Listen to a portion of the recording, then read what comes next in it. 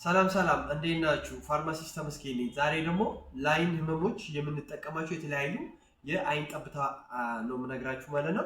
እኚህ የምታዩቸው የተለያዩ አይነት በብዛት የምናገኛቸው ነው ዛሬ ማሳያችሁ። ነገር ግን የተለያዩ የመድኃኒት አይነት አሉ ለጆሮና ለአይን ጠብታ የምንጠቀማቸው። ከነዛ መካከል የመጀመሪያው ጀንታማይሲን አይ ኤንድ ኢር ነው። ሁለተኛው ሲፕሮፍሎክሳሲሊን ነው። ሶስተኛው ዴክሳሚታሶን ነው። የተቀረው ደግሞ ዴክሳዊስካፍ ነው ወይንም ደግሞ በብራንድ ስሙ ዴክሳዲ ብለን የምንጠራቸው ናቸው። እነዚህ መድኃኒቶች በሚዋብ በመርፌ በሚቀባ የሚገኙ የመድኃኒት አይነቶች ናቸው። ነገር ግን አይናችንን የማሳከክ እንዲሁም ደግሞ የመቆርቆር እንዲሁም ደግሞ የመጭመጭ አይነት ዲስቻርጅ ብለን የምንጠራው አይነት ምልክቶች ሲኖረን ብዙ ጊዜ ሐኪሞቻችን የሚያዙልን የመድኃኒት አይነት ናቸው። እኚህ መድኃኒቶች በምንጠቀምበት ጊዜ ማድረግ ያለብን ጥንቃቄዎች አሉ። የመጀመሪያው ጥንቃቄ መድኃኒቱ ልክ በምንከፍተው ጊዜ ባክቴሪያ ኢንፌክትድ እንዳይሆን ምን ማድረግ አለብን? በትክክል መክፈት አለብን ማለት ነው። እንዴት ነው በትክክል መክፈት ያለብን ማለት ነው? ይህ መድኃኒት ሲታያችሁ ከከፈትነው በኋላ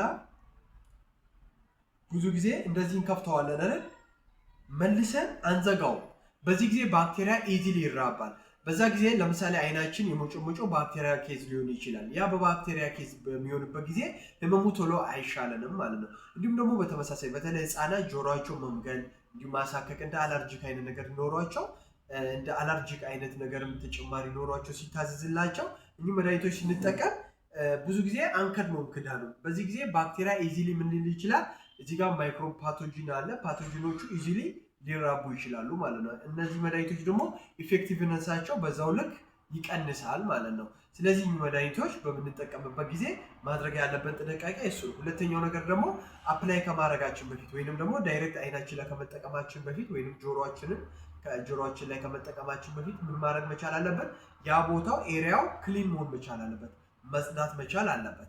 ሌላኛው ነገር ደግሞ ብዙ ጊዜ ይሄ ጀንታማይሲን የምታዩት ጀንታማይሲን አይና ኢር ነው። ይሄ የአይንና የጆሮ ምልክት አለው።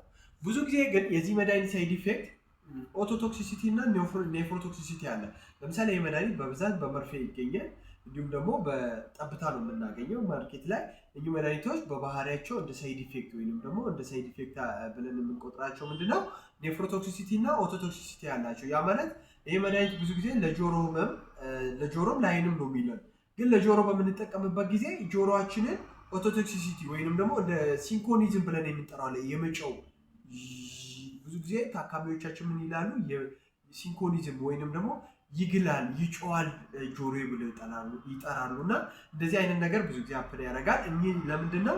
እኚህ መድኃኒቶች በተፈጥሮ ምን አላቸው ማለት ነው? ናቹራሊ የኦቶቶክሲሲቲ ባህሪ ያላቸው ወይንም የጎንዮሽ ጉዳታቸው ጆሮአችንን ቶክሲክ የማድረግ ባህሪ ያላቸው። ስለዚህ ላይን ሴፍ ነው።